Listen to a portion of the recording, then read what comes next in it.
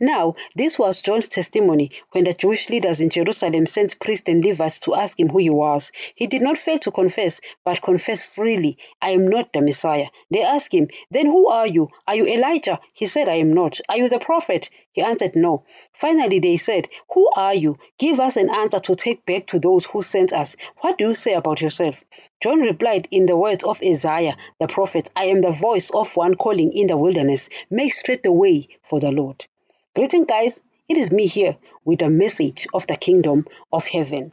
Guys, this is part 3 of Jesus as the stumbling block, guys, because we are now speaking about Jesus as a stumbling block. Here, guys, we are talking about him, because people have reasons. People, guys, have excuses, of not wanting Jesus. And guys, I've been saying this, that their excuses, guys, are logical. They make sense. Yes, they are stupid from the one who knows certain things, but they are logical. You understand? They make so much sense. So here, in the previous one, we were speaking about the fact that he was born in the poorest village, so he was born in a manga and he was a bastard, so we were speaking about all of that because we're thinking of a son of God and could not think of that. I mean, guys, hello. I mean, I wouldn't. I wouldn't. I don't know about you, But now we are speaking about John the Baptist, guys. I love this guy. Guys, I love John because, I think about the way he was born and where he was put. You understand? Where he lived. Because, Daddy did not want the world to confuse John. He didn't want the world to influence John. Guys, in every generation, priests or pastors, they start off as God's children and end up as Satan's children.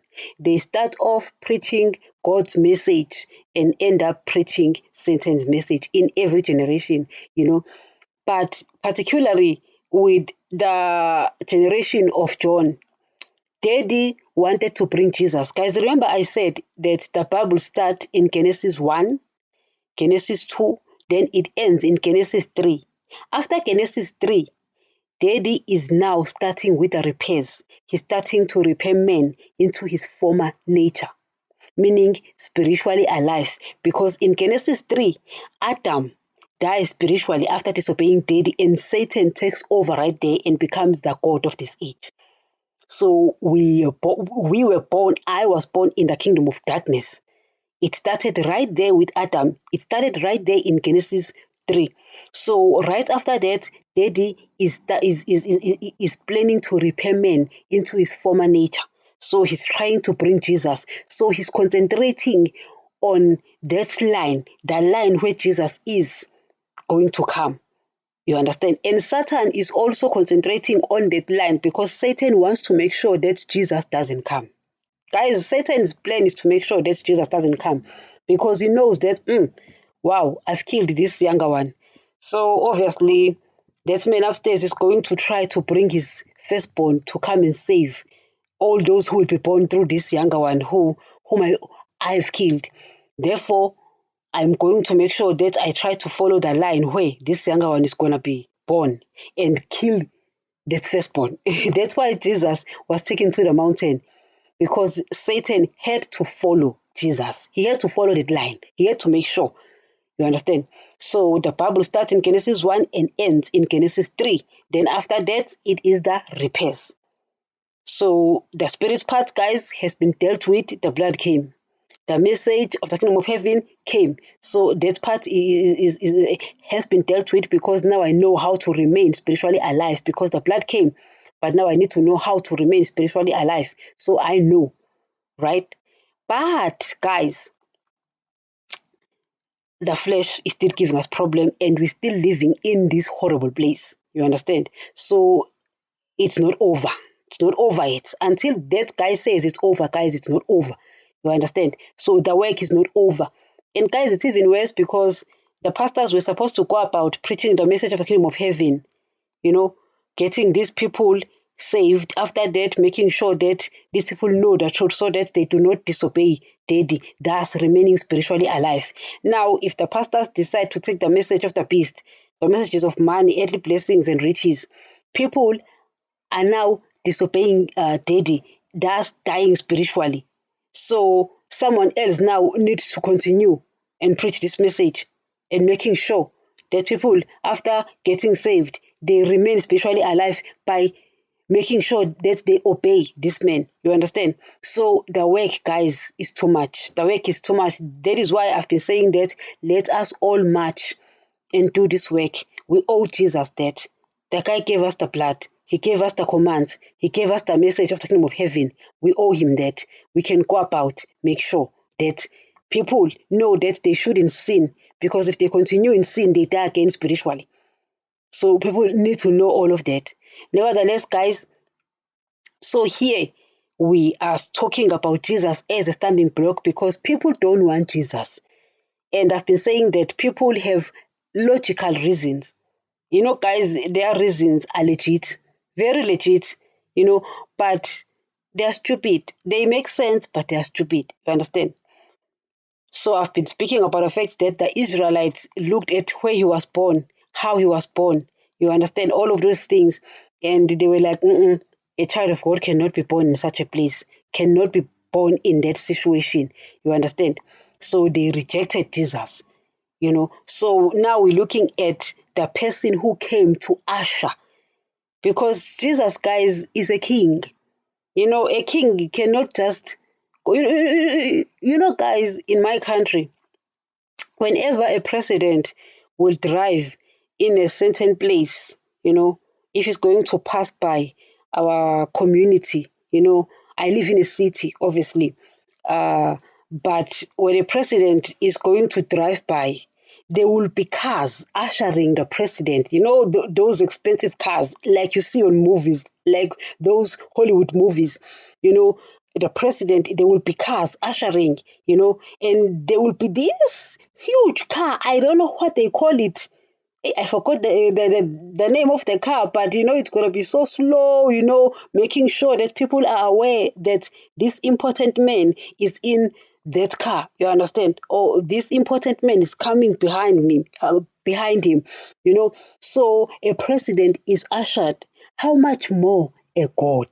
Hey guys, think about it. Guys, I always speak about these things, because to our eyes, the president is important, but if you were to compare Jesus with the president, you will be insulting Jesus. That is an insult. You can't compare Jesus with the president. That will be an insult. The guy is a God. The guy created everything. Everything was born through, by, and for Jesus. You understand? The guy is great, too great. Angels worship the ground he walk on. They kiss his feet. You understand? The guy is stinking rich. So if he comes here, someone must usher him. And guess who's that? It's John. John who? John the Baptist. Who was living where? In the forest. I mean, guys, wouldn't you expect someone who lives in a palace to usher Jesus?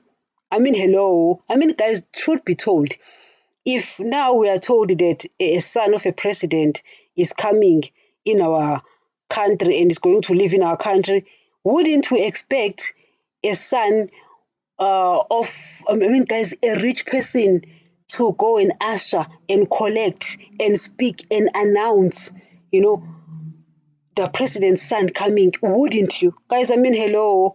We watch these movies where guys, what I'm talking about. I don't want to talk about movies here, but when you watch those movies, where a child of a king, is coming to a place, there are people, important people, who come and welcome him, who come and pronounce before he's coming and pronounce his coming, because this is important, you understand, to the village, to the city, wherever, you know what I mean? Therefore, Jesus must be ushered by someone. And daddy is not calling a rich guy to usher Jesus. A rich guy does not even know Jesus is coming. Hey, guys, hey, my Lord. You know, guys, wouldn't you expect the high priest to be the one who ushers Jesus? Wouldn't we expect a pastor, one important one famous pastor here on earth? I don't know, guys. If I'm not acquainted much with pastors anymore, but I mean, if there is a famous pastor, I don't know them.